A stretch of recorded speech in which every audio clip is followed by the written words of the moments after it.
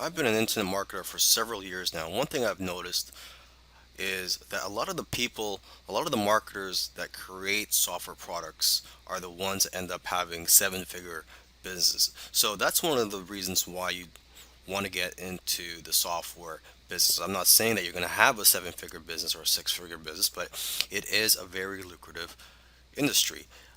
Software products, they have a higher perceived value than all other forms of digital products such as ebooks, video courses, audiobooks, etc. And another advantage to getting into the software business is the barrier to entry. There's not much competition out there. If you create a software product that's, you're not going to have much competition with that compared to other forms of products. For example, if you write a how-to book on a certain topic, you're going to have lots of competition for that book. There's going to be lots of other people that's going to write something on similar topic. Okay. Now, this course will cover the following topics. It's going to cover how to come up with ideas for your software product, how to come up with the features to include in your software product, how to find software programmers to create your software product, and how to manage your project. Coming up with ideas for your software. So before you create a software product, you need to know what it's going to bring to the table. You need to know what problems it's going to solve, because that's what what software tools do, is that they solve problems or potential problems. Okay, so first let's start with ourselves. Okay, do you have a problem in your business or personal life that can be solved with a software tool? Because let's face it, if you have a problem, I'm pretty sure there's going to be other people out there with similar problems as you. Okay, so your problem is not unique to yourself. You must also know your target audience that you plan to sell your software to. So basically, it comes down to two things. Okay, consumers have a particular problem that needs to be solved, and two, they are looking for something that will make their life easier. Okay, you can also look at social media, forums, and your customer base to get an idea of what types of problems your customers or potential customers have and what they're willing to pay for. Because most of the time, people will tell you what they want, and if you give it to them, they will buy it. Okay, and oftentimes it's simply a matter of taking something that already exists and making it better, or expanding on the current software. So you got to ask yourself, what software out there has room for improvement? Okay, and you got to remember this: it's not about just creating and selling software products. There's a lot of money to be made in selling software products. Don't get me wrong, but it's also about knowing what software products to create. So that's why it's important to know your target audience and know what it's like to be in their shoes. All right, so let's talk about coming up with a list of features and details of what your software is going to include. Okay, you got to remember to keep it simple though, because it's not about how many fancy features and buttons that your software has. It's about how the software can benefit the user. Okay, because sometimes it's the most simple software that can become a best selling product.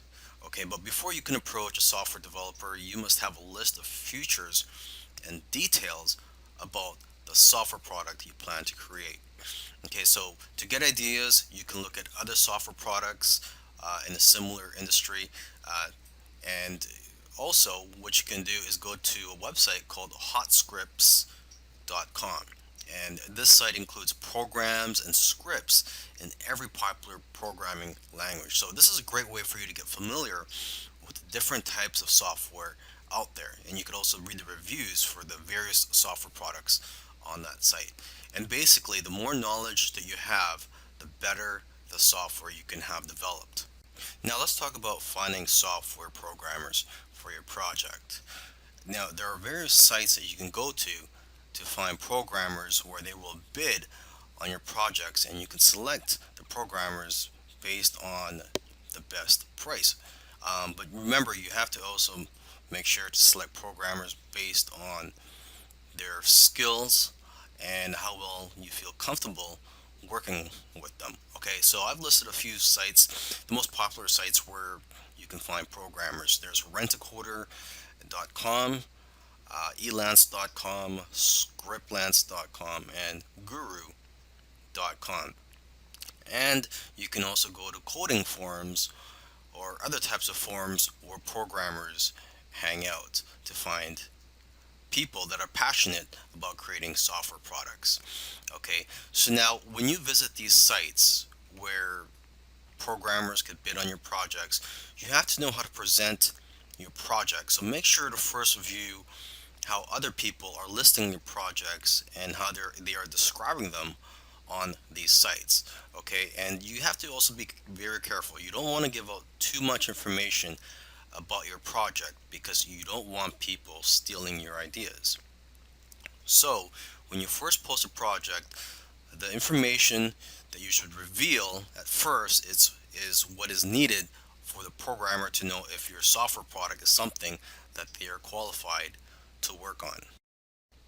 When you're working with your programmer, you have to be very clear on what you want and be specific with the details. So you have to make sure you've done your research already before you hire someone to start working on your project. Okay, and you should also find out how long after they finish creating your software will they be able to fix any bugs. So in my opinion, it should be at least 6 months after they've completed the software where they could still fix anything that's wrong with your software.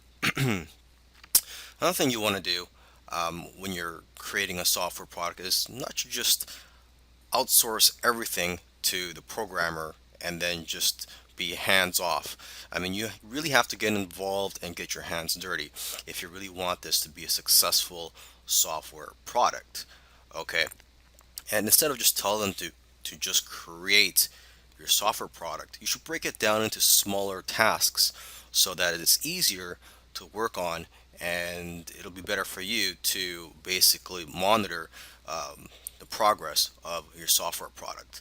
Okay, so for example, you can have weekly or bi-weekly tasks or goals for them to complete to make it easier for you to manage this project.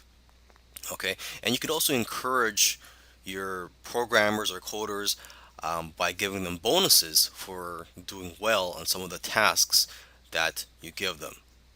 Okay, and you also want to let your programmers know ahead of time what your budget is so they know what to expect.